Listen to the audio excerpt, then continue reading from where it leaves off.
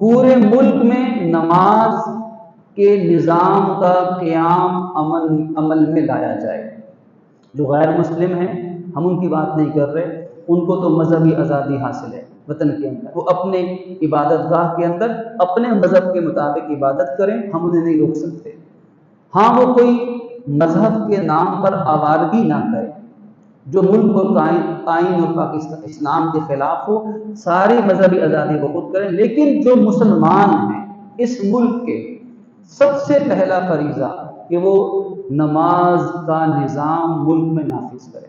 اس لیے اب لوگ کہیں گے یہ کیا مولویانہ بات نہیں، یہ قرآن کی بات ہے، اب اٹھائیے قرآن، یہ کسی مولوی کا فتویٰ نہیں، یہ اللہ کا حکم ہے۔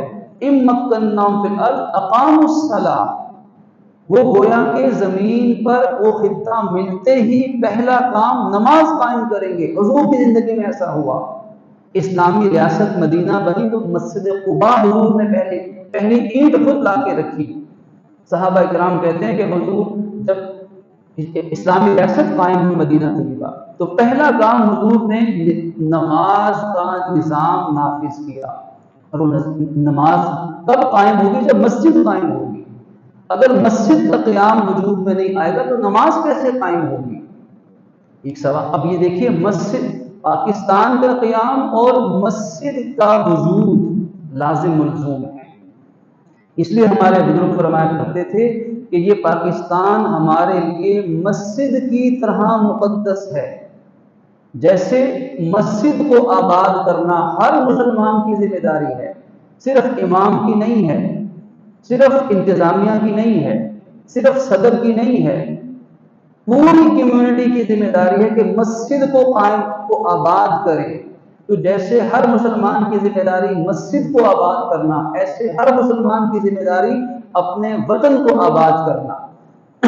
وطن چھوڑ کے بھاگنا نہیں کہ ملک کی حالات اچھے ہو جائیں تو یہاں آ کر پناہ لے لیں، ملک اگر آزمائش میں پڑ جائے تو دوڑ کے کسی اور کی گود میں بیٹھ جائیں۔ یہ تو مفاد پرستی ہے۔ جب اچھے حالات ہوں گے پھر بھی ملک کا ساتھ دیں گے، اگر وطن آزمائش میں ہوگا پھر بھی وطن کا ساتھ، اس لیے کہ یہ مسجد کی طرح ہے۔ اب نمازیوں کے اپنے مزاج ہوتے ہیں، کچھ نمازی تو مسجد کے ہر حال میں مسجد کا ساتھ دیں گے، اور کچھ ہوں گے فائدہ ہوگا تو آئیں گے ورنہ نہیں آئیں گے۔ علماء فرماتے ہیں کہ اگر خدا نخواستہ مسجد میں کوئی حملہ آور ہو جائے تو مسجد کی حفاظت کرنا تمام ذمہ داریوں پہ فرض ہے، کیونکہ یہ وطن بھی مسجد کی طرح ہے۔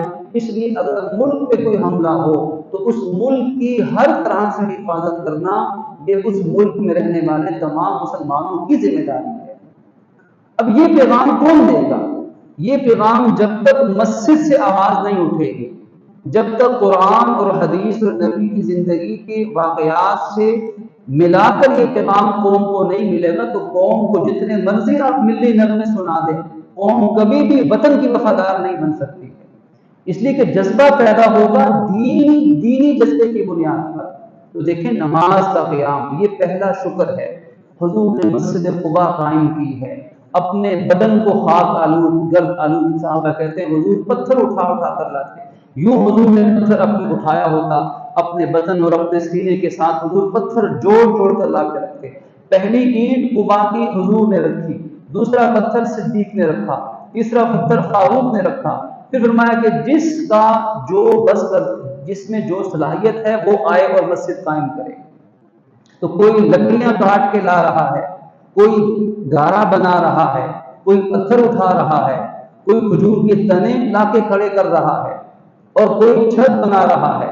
جس کی آواز سب سے اچھی تھی اس سے کہا تم اذان دے دو، کوئی چوکیداری اچھا کرتا تھا تو کہا کہ تم نے پہرے دار بن جانا ہے، کسی کو تعلیم دینے کا، علم آگے ٹرانسفر کرنے کی صلاحیت تھی تو کہا کہ تم بیٹھ کے قرآن پڑھانا شروع کر دو۔ جس میں جو صلاحیت تھی اس نے مسجد کو ویسے آباد رکھا۔ اسی طرح یہ وطن بھی آباد ہوگا کہ اس کا شکر یہ ہے کہ جس میں جو صلاحیت ہے اس وطن کی بہتری کے لیے اس کو وہ کرنا چاہیے۔ یہ ہمارے دین کا مطالبہ ہے۔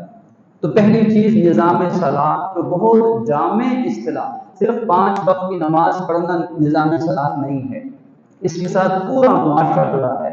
دیکھیں، اگر کوئی ہم پاکستانی کو آج 14 اگست والے دن کوئی جھنڈی نہیں لگاتا تو نہ لگائے، گھر کے اوپر جھنڈا نہیں لہرا سکتا تو نہ لہرائے، لیکن اگر پاکستانی قوم صرف اتنا کر لیتے کہ ہم قومی طور پر ہم آج نماز شکر کا اہتمام کرتے، یہ بھی تو نماز کا ایک حصہ کہ ہم شکرانے کے نفل پڑھتے کہ یا اللہ تیرا شکر ہے، سب سے پہلے شکر ہے، پھر نماز توبہ پڑھتے کہ یا اللہ آج تک ہم سے اس کی جو ناشکری ہوئی ہمیں معاف کر دیجیے، پھر ہم نماز حاجت پڑھتے کہ یا اللہ آئندہ اس کی بہتری کی ہمیں توفیق دے دیجیے۔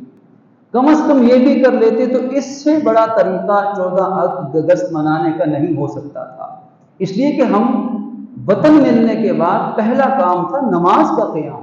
اب اگر یہ قوم نمازی بن جائے تو آج جو نماز کی محنت کرتے ہیں نا، جو لوگ گلی محلوں میں پھرتے ہیں اور کہتے ہیں کہ آؤ بھائی مسجد میں نماز پڑھو، حقیقت میں اس وطن کی بقا کی محنت پہ لگے ہیں۔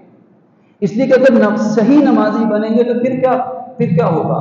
جو ہمارے محترم قریشی صاحب نے جو 9 باتیں ذکر کی ہیں، ان سب باتوں پہ عمل ہو جائے گا، پھر بددیانتی یہاں سے ختم ہوگی، کرپشن ختم ہوگی، لوٹ مار کا خاتمہ ہوگا، پھر یہاں جتنے جرائم ہیں، اس لیے کہ نماز وہ نسخہ کیمیا ہے جو تمام برائیوں کو ختم کر دے گی۔ پھر بے حیائی، فحاشی، عریانی، ہم جنس پرستی، یہ سب تحریکیں خود دم توڑ جائیں گی۔ آج پاکستان کو معاذ اللہ سیکس فری ملک بنانے کی ناپاک کوششیں شروع ہو چکی ہوئی ہیں،